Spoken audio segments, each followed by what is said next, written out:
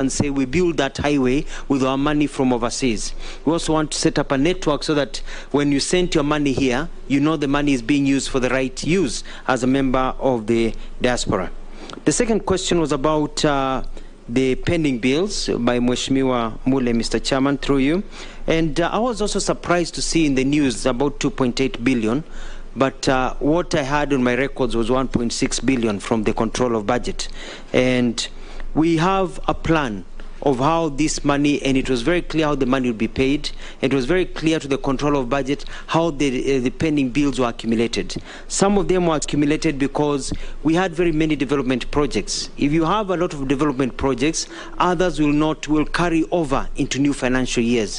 When some of them carry over to new financial years, they become pending bills, and they are listed even though some of them are ongoing.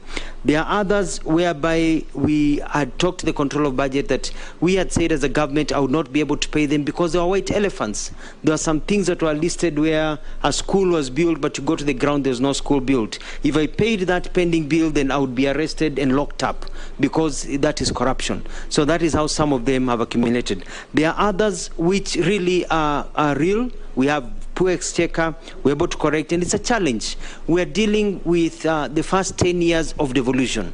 It was about balancing everything, getting everything going, but by the end, I'm very confident that I ran a very good government that was recognized, that had a lot of success in many, many areas, that was able to be an epitome or an example to many other counties. Mheshimiwa, through you, Mr. Chairman, talked about victimization of Kenyans through the cartels, and it is true.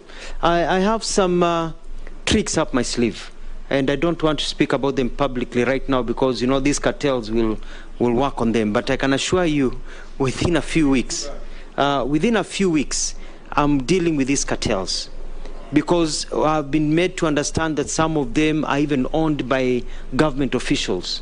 And they're going to do everything because they're making tons and tons of money out of our people. And some of the things that we want to do is that it's a clear recording.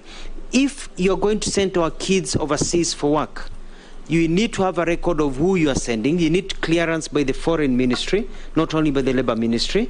And when they arrive in that other country, we'd like to get within 2 weeks to know which home, their domicile, and where they are working. If we don't get that list, then that organization will not be allowed to send any other person to that country ever again until that is met.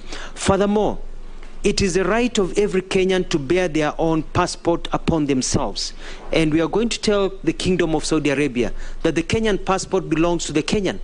And you only surrender your passport if you're getting a visa, and others, you cannot surrender your passport because you're working. And if they can't agree for Kenyans to keep their passports among themselves, let's go to other countries. We don't have to go there and be slaves because they take our passports and we can't even travel anywhere.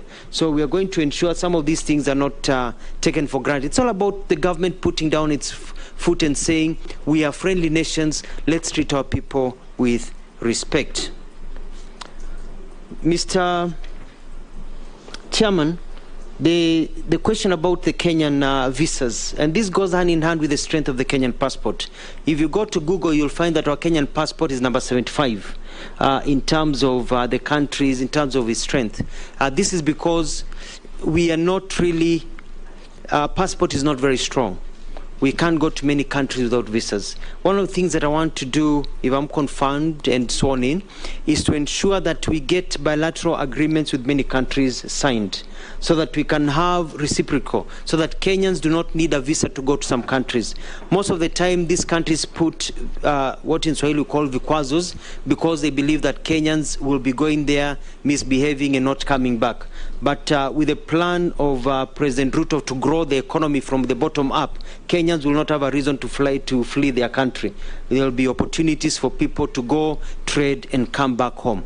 The other thing is also to look at some of the agreements that are sitting in Parliament that we're going to bring. For example, there's an MOU between the United States and the Kenyan government to quicken how Kenyans get visas to the United States, but it has sat in Parliament for a while.